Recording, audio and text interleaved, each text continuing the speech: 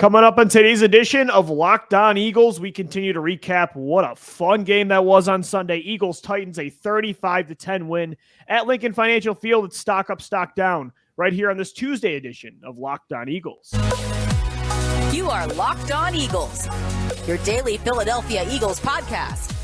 Part of the Locked On Podcast Network, your team every day.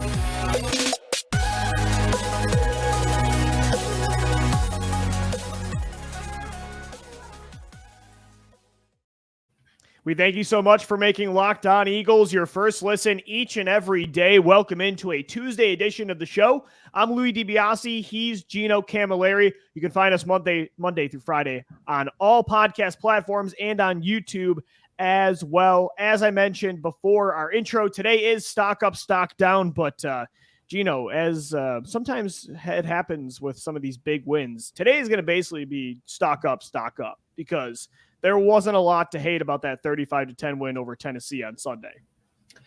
And I really think we deserve this show, that we as fans and people that have supported this team over the past how many years, especially since that Super Bowl year, you went through the ups and downs. You were part of that Tennessee faltering at the end, letting up 4th and 15 to see Corey Davis walk it off back in 2018.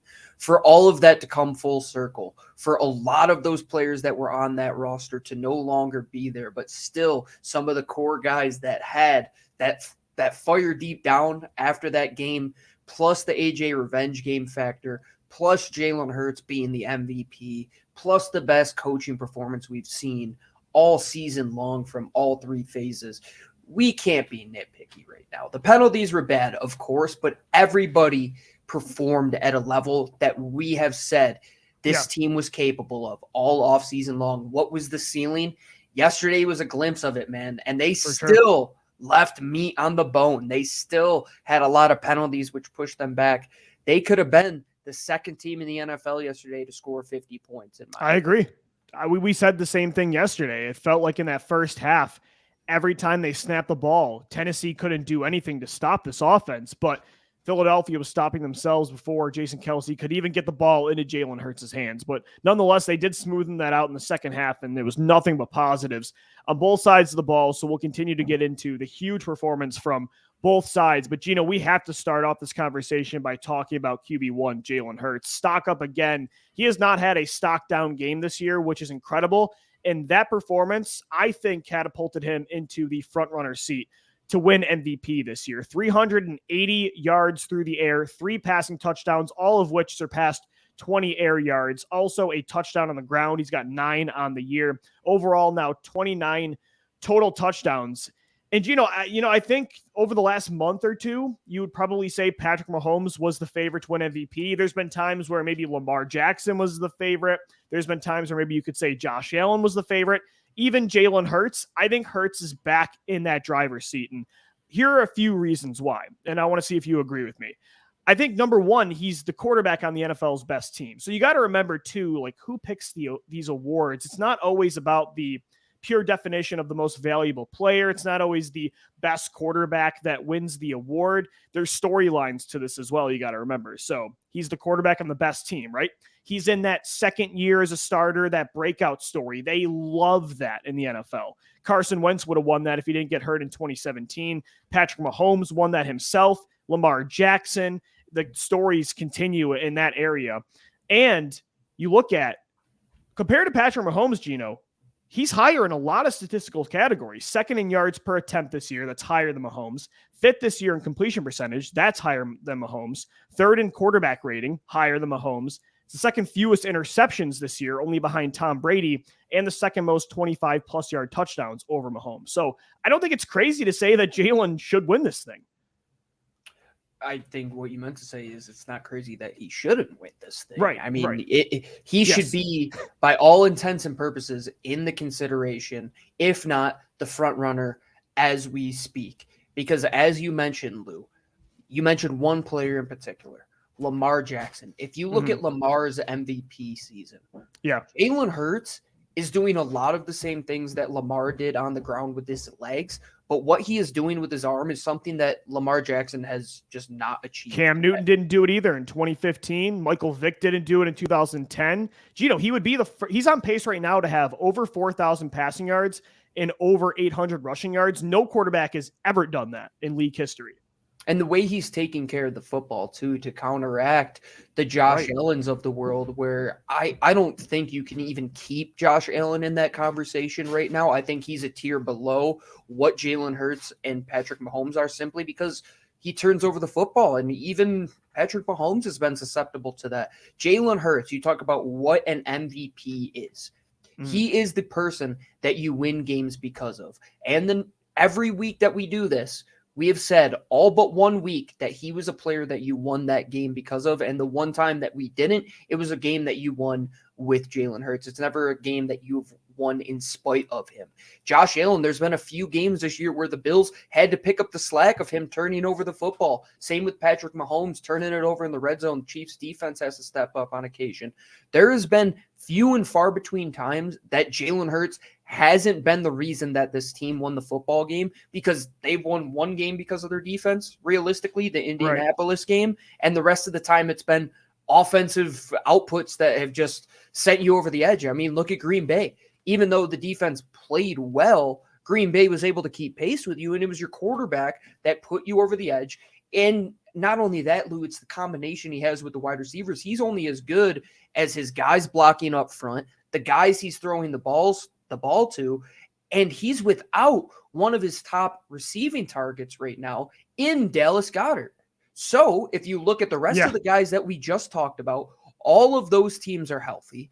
All of those pass catchers are there for them. Travis Kelce, you have Juju Smith-Schuster, you have Marquez Valdes-Scantling. Those guys are all healthy for Kansas City. Stephon Diggs and Josh Allen, it might be the best combination right now with Gabe Davis as well as Dawson Knox. They're all healthy. The Eagles are doing it without that third trident, that third part of the trident that they so badly need, that the other two teams do have. They all have a complete offense right now. The Eagles are doing it with a hand tied behind their back, and it's because Jalen Hurts has built so much confidence in himself, which also helps build confidence in the other players around him. It's a two-way street, and man, I think yesterday, or on Sunday especially, look at the output from DeVonta Smith, look at the output from A.J. Brown, and the way that they're able to just turn on the run switch or turn off the run switch, especially with your quarterback. Even when you turn it on, it's because of Jalen, Gino. I mean, that's the thing. Even when you say, if you can say the offense won because of the run game, that Jalen Hurts plays a huge part. They won because of the run against Green Bay. He had 157 of those rushing yards. So he makes an impact through the air and on the ground. And like you mentioned, I think the Eagles have a better supporting cast than what the Bills have, than what the Chiefs have, than definitely what the Ravens have had this year. But if you think that Jalen Hurts is a player that they're only winning with, and you can throw anybody in there and they're going to do this, you're crazy. You didn't watch that Tennessee game.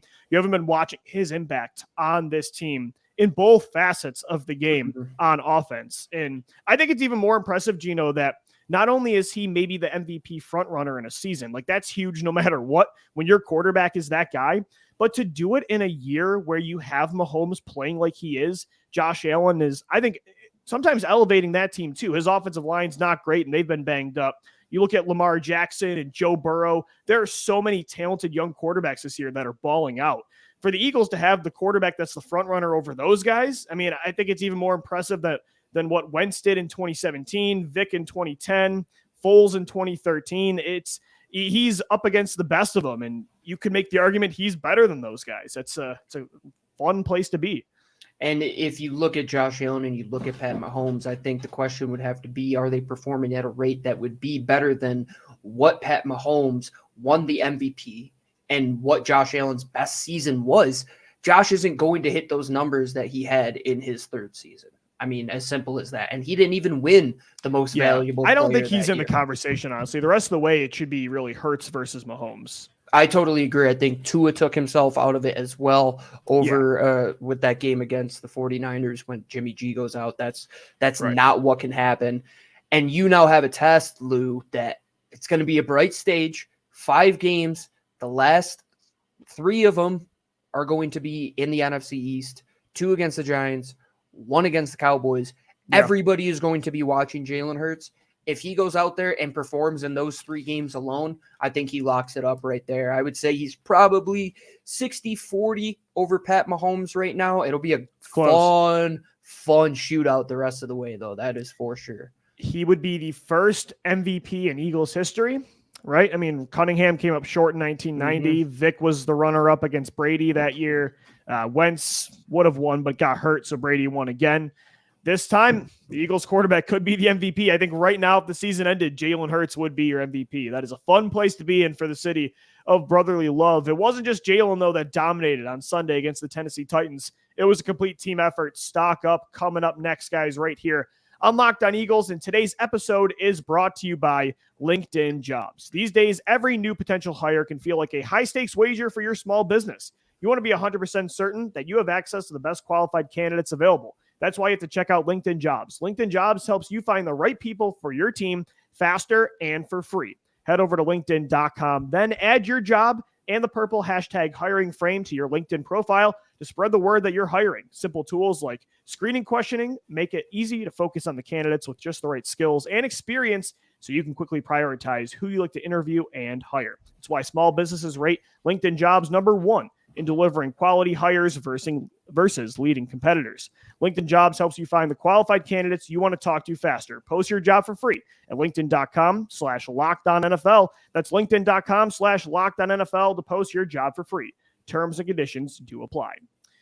Guys, we thank you so much for making Locked On Eagles your first listen each and every day. For your second listen, make sure you check out the Locked On Sports Today podcast. From the games that matter the most to the biggest stories in sports, go beyond the scoreboard and behind the scenes with local experts and insight only Locked On can provide. Locked On Sports Today, available on this app, YouTube, and wherever you get your podcasts. Gino, it's stock up, stock down today, but it's going to be all stock up after that 35-10 win over the Tennessee Titans. And we mentioned Jalen Hurts. I think catapulted himself into the front-runner seat to win MVP this year, but his passing targets are equally as valuable. I mean, A.J. Brown and DeVonta Smith, we talked about them a lot on the show yesterday. We went as far to say this is the best duo in franchise history, and man, do they look like it in that game. They were the first receivers since Deshaun Jackson and Riley Cooper 9 years ago to both have 100 yards in a single game. Just to watch, and it's different styles. Like Brown's the physical guy that's going to literally rip the football off a Titans defensive back's face, and then DeVonta Smith, the just incredible route running. It's so much fun to watch these, varying styles, man. Those two are just incredible. And one thing that we are getting out of these wide receivers that if you go back 2016, 2017, 2018, it was so hard to find guys that could separate. Even though you were getting explosiveness on offense in 2017, slowed down in 18 and 19, a lot of it was just trudging down the field, trying to get a little bit of separation from Zach Ertz, who would go on to have 100 catches that season. And now it's just like, throw the ball up, somebody's going to be open, they're probably going to win man coverage, and the numbers are there to back it up.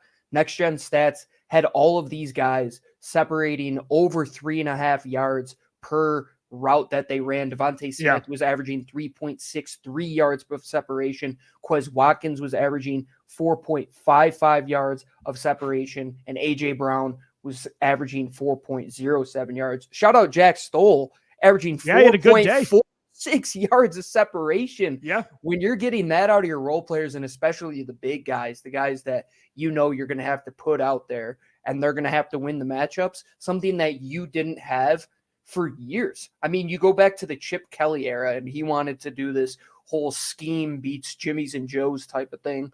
No, that's not how the NFL works. It's not how it goes. It's not college football. It's not Big 12. It's not Pac-12. Sometimes you need guys that have played at the highest level of competition, the SEC, Alabama, Ole Miss, that have played against the best corners that have played in college. You look at all the names that A.J. Brown and DeVonta Smith have gone against in their 3 years that they were in college. Coming to the NFL, they were only going to do that because they were competing against the guys that got drafted just as high as them across the ball. And look at what they're doing, Lou. It's just it's like a circus, not in the way where it's like a clown show, it's a circus, into where it's almost just this big draw now, to where it's like the elephant, where your eyes just go to that immediately. And you're saying, look at these figures that are just dominating. And yeah, AJ Brown, he looks the part, but then you look at DeVonta and his play style and you say, that is going to win 10 times out of route 10. Running for hours, Gino. Oh, and my just gosh. his will to get the ball, Lou, like Yeah. his mentality is, I'm coming down with this ball, or nobody's coming down with this ball. That's their entire offense. He might weigh as much as this desk I got here. That's just like an old table. Might be 150 He wouldn't. Don't tell pounds. him that. He wouldn't know that. Yeah, for sure. I mean, and the best part is they're 24 and 25 years old. They're not going anywhere. This future. And the AJ Brown extension bright. hasn't even kicked in yet, Lou. Right. You're still having him on his rookie deal. That's crazy. Huge luxury. That's why, man, I'll always love Deshaun Jackson and Jeremy Maclin, Alshon and Nelly. They won you the Super Bowl, both huge games in Super Bowl 52, but I don't know how you can ever do better than these two, DeVonta Smith and AJ Brown, both now on pace for over 1,000 yards. AJ Brown only needs 50 more yards. He's at 950, but now DeVonta Smith, with him stepping up since Dallas Goedert's been out, he's at 711 receiving yards. The Eagles have never had two wide receivers with over 1,000, Gino, both in a season. So that could happen in 2022. Stock up to both AJ Brown and DeVonta Smith. And how about the defensive line again, Gino? A dominating performance. And it was the old guard and the new guard. And we'll start with the old guard because I feel like, Fletcher Cox and Brandon Graham, they were the heartbeat of this, such an important position for a decade plus, right? And to see them come in this year, we've talked about it on the show before, but every time they shine, it feels even better because they totally embrace this new role player type of mentality, right? Because we all knew Hassan Reddick was going to be a featured player, Javon Hargrave, Josh Sweat, Jordan Davis, and to see Graham and Cox, who, again, were the faces of this team, say, we're okay with being rotational pieces that aren't the most important players. It's such team first guys. And it's honestly, I think, helped prolong their careers. They look fresh. They both got a sack on Sunday. Brandon Graham's at 5.5 this year. Fletcher Cox is at 5. I mean, just shout out to the two old guards, man. They look good on Sunday. I told you the emphasis that people were putting on Fletcher Cox's demise was severely overblown. And again, he was struggling, but not to they were saying he was completely shot. Yeah, like he was showed he's not done. Yeah. No, not at all. And he has that one pitch in his bag that anytime there's a young interior defensive or offensive lineman, he is able to just take over a football game. And I think you saw that yesterday. And everybody on that defensive line ate yesterday, Lou. Next Gen Stats had these guys all well above the separation from the quarterback after the snap, which is at 4.53 yards. So everybody on Tennessee was well below that. They played terrible. Everybody on the Eagles, though, Josh Sweat was averaging 2.72 yards away from the quarterback per snap. Javon Hargrave, 2.87 yards. Hassan Reddick, 3.43, and Fletcher Cox, 3.66. All well below the league average. They were getting into the pocket. They weren't allowing Tennessee on that front to get any push. They were the people that set the thermostat in the room. It was their temperature to set. They set the tone all day long, and it seemed just from drive number 1, Lou, that they were going to be in the face of Ryan Tannehill, in the face of a veteran quarterback who you saw what happened when you get to him time after time after time. If you could do that against maybe even a younger quarterback, maybe even a veteran quarterback that's been there before, look at the ones you might be facing in the playoffs. I think that would be a great way to get to all of them. They were dominant. Win with your 4 up front, win with that interior pressure, win with the old guard, win with the new. Man, that's just a perfect recipe that they have put together. And everybody in that rotation, I think, is underpaid. And Brandon Graham, they should just pay him another year just because. I think I would welcome him back in 2023. I think with I'm saying even after he retires, just give him another year's salary after that. Yeah, for sure. I think honestly, bringing in Reddick and kind of featuring him in Sweat and featuring, Hargrave and bringing in all these new defensive tackles, I think it's helping Cox and Graham. And I think they know that this is their role now, and it's going to help them have, a better future with Philadelphia because Reddick and Sweat, I mean, they are the guys. Hassan Reddick was dominant in that game. He had a sack 2 half sacks. So I want to make sure we know he hit the quarterback twice with that 1 sack statistic. 4 quarterback hits, 4 quarterback hurries. He's now PFF's 6th highest graded pass rusher this year. And then you look at Josh Sweat, man, 4 sacks in the last 4 games. According to ESPN, only Bradley Chubb, Myles Garrett, and Micah Parsons have a higher win rate than Sweat this year. I mean, Gino, you've been saying it all year. One of the most underrated players, not just on the Eagles. Like, he's the Lane Johnson of the defense, but the entire NFL, I feel like, is sleeping on this guy. And has been sleeping on him since he got drafted. I can remember vividly Todd McShay, when the Eagles selected him on ESPN, saying that this guy could be the steal of the draft. Yep. And look at the guys that you just mentioned him in that category with. Top 10 in the league. Top 10 picks. Top 10 picks. This guy was Chubb, a 4th round Garrett, pick. and Parsons. You could argue they're the 3 best pass rushers in football. This guy was a 4th round pick playing out of position at Florida State, who was undersized, underpolished when it came to his pass rushing repertoire, couldn't play the run. Talk about development, Lou, how it comes all full circle. Brandon Graham was the guy that they took the longest to develop, who set a great precedent on not giving up on players who have a great skill set. And Josh Sweat is somebody that has benefited from that exact ideology that the Eagles have allowed to prosper because of guys that have set the tone like BG and Fletcher Cox. For sure, man. Passing game and the pass rush were the key in that win against Tennessee. And those are the 2 best ways to win football games. So when you're clicking in those areas, I mean, it's hard to stop this football team for sure. More stock up coming up next right here on Locked On Eagles. Before we get back to finish up this edition of the Locked On Eagles podcast, this episode is brought to you by our friends over at Audible. Audible is releasing a full slate of NFL and football podcasts that you are going to love. Obviously, you're listening to us here at LOE, so you do love your football. Audible is coming out with a new show called Block Forever, which is hosted by NFL All-Pro Ryan Khalil. Ryan Khalil takes you into the conversation behind the scenes. He sits down with star players and former pros across the league to get the skinny on what happens behind the scene. You'll hear Christian McCaffrey talk about his love-hate relationship with fantasy football. Juju Smith-Schuster will give you the most honest opinions of other players and positions in the league. And Ryan and guests will discuss topics like player psyches, sports betting, playing through pain, being a leader, how to deal with combative teammates, and there's nothing that is out of bounds. Head over to Locked On NFL for a sneak peek of Block Forever, or catch the full series available anywhere you get your podcast, available everywhere. Now, Audible, get in the game. We thank you so much for making Locked On Eagles your first listen each and every day. I'm Louis DiBiase. He's Gino Camilleri. It's a Tuesday edition of the show. We are continuing to recap the Eagles' 35-10 win over the Tennessee Titans. Stock up to Jalen Hurts, the MVP frontrunner, I think, right now, and Gino agrees. Stock up to DeVonta Smith and A.J. Brown. Stock up to Fletcher Cox, Brandon Graham, Hassan Reddick, Javon Hargrave, Josh Sweat, you name it. Such a dominating performance at the Link on Sunday. But Gino, I want to talk about a guy because we got to take advantage of this. We don't get to talk about him a lot this year.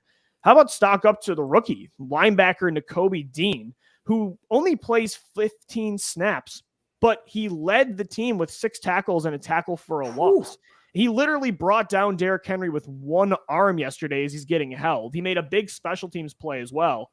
Man, that was exciting to watch. Again, it just shows the luxury that the Eagles have, where one of the best college players in the country last year gets his first real reps in week 13.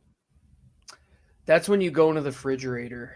I say refrigerator sometimes. I'm sorry about that. And you got some leftovers, right? And you're like, what is this? And you open it up and you're like, oh man, I still had a half a steak left over. Nakobe Dean is that half a steak that's just sitting in the fridge. Yeah. And you just have this guy who won a national championship, arguably was the best linebacker in the country for Georgia last year, who now is a rotational piece for this Philadelphia Eagles defense, which is 20 players deep at this point that they've been churning in there. And the linebacking position is the best that we've ever seen it.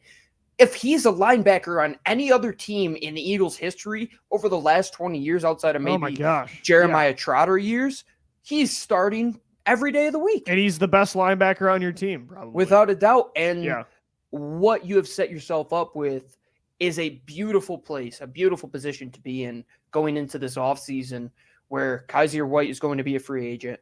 TJ Edwards is going to be a free agent. You can make the decision which one of those two you want to choose between.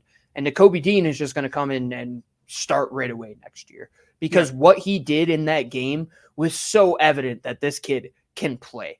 The plays he made, I thought it was just so simple, the plays that he were making. They were just good fundamental football plays. It was like he's been in all year, Gino. That's the incredible part. The way he flows and flies to the football. And he flew he flowed to his gap. He got somebody in his face. He just fully extends his arms, creates leverage, peeks his eyes out, finds which way the ball is, threw the guy off of him, and just drove his shoulder through a tackle. And even on special teams too, Luke, he set the tone right away. There was a big hit by him early on. It might have been the first or second punt of the game where Nakobe Dean just flies down the field, and you see this kid's athleticism. If the NFL allowed the Philadelphia Eagles to grab this kid and Jordan Davis and Cam Jurgens in the first 3 rounds of this last draft, they did themselves a disservice because this kid is a top 25 player. He looks healthy all day long. He looks healthy. So that phantom injury news in the draft, I don't know what happened to that, but I agree, man. And I feel like, I think they're going to sign TJ Edwards this offseason and probably let Kyzir White go, but you could choose either or, and I trust Nakobe Dean can fill both roles, right? Definitely. So I think he's going to. I think there's no way they pay both Edwards and White, especially considering all the other free agents you have. And you have Dean in house, and he's looking like that. There's no way. He's definitely going to be a starter in 2023. And it's such an incredible luxury that we finally get to talk about this kid, and it's week 13. But definitely not a bad thing. Gino, anybody else you want to shout out before we wrap up the show? I think you have to go stock up to a player whose stock is probably through the moon, but I still don't think is getting the credit that he deserves to arguably be the best player at his position in football right now. Darius Slay, Lou. Yeah. Have we heard this guy's name in the past couple weeks? And if we do, it's for a corner, man. If we do, it's him coming down and just making a great tackle off the edge. You even had texted me saying, did you see Darius Slay take down Derrick Henry? I get juiced when a corner sticks it to the biggest running back in football. And nobody even comes near this guy. I mean, the one touchdown that happened was to Treylon Burks, who was being covered by Josiah Scott, and I believe Marcus Epps. Yeah. Look at what the outside wide receivers of Tennessee did after Treylon Burks went out of that game. Absolutely nothing. I'll tell you, literally nothing, Gino. According to PFF, Darius Slay and James Bradbury yesterday, or on Sunday, 0 catches allowed, 2 forced incompletions, a 36.9 passer rating allowed. Literally nothing. They're playing at an all-pro caliber level. James Bradbury can't be left out of that conversation. But what Slay is doing, Lou, who is playing better ball on the outside as a corner right now than Darius Slay? Probably nobody. It might be the other guy on the other side, Bradbury. It could be. Jalen Ramsey, he's out of the equation. No. I mean, the Rams are getting walked all over right now. The closest thing is my boy Tariq Woolen in Seattle, who's got 6 picks. Probably is a very close second, maybe Marlon Humphrey. But there's not many people that are up there in that conversation, especially with a guy like Trey White being out injured. He might come back to get to that form. But Slay, if you're talking about free agents to pay, Darius Slay is at the top of the list all day long, number one. I don't care a new deal. what age he is, Lou.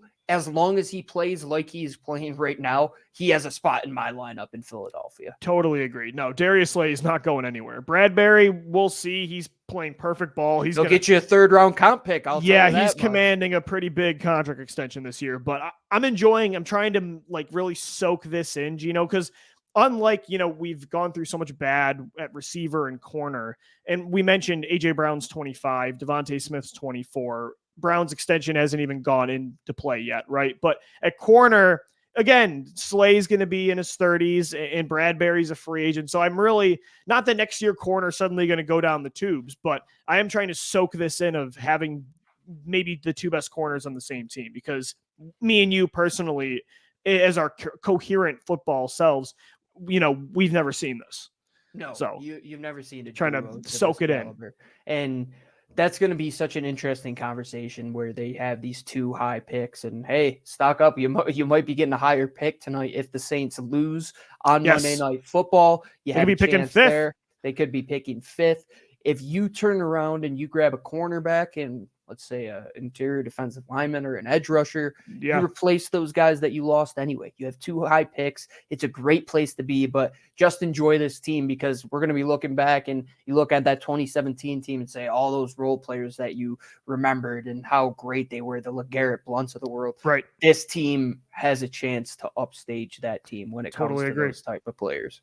We will continue to get into all things Philadelphia Eagles. Got to take a first look at this matchup coming up on Sunday against the New York Giants. On tomorrow's show, we have crossover Thursday with Patricia Traina of Locked On Giants, a Friday show as well. Monday through Friday, we got a podcast for you on all podcast platforms, on YouTube as well, and on Twitter. Hit us up at Locked On Birds, at DBLC LOE, and at GC24_football. Once again, thank you so much for making Locked On Eagles your first listen each and every day. Make sure your next listen is the Locked On Sports Today podcast, the biggest stories of the day, plus instant reactions, big game recaps, and the take of the day. Like I said, available on Odyssey, YouTube, and wherever you get your shows. For Gino Camilleri, I'm Lou DiBiase signing off. We'll see you tomorrow. As always, thank you for downloading. Thank you for watching and listening. And let's go Birds. Fly, Eagles, fly.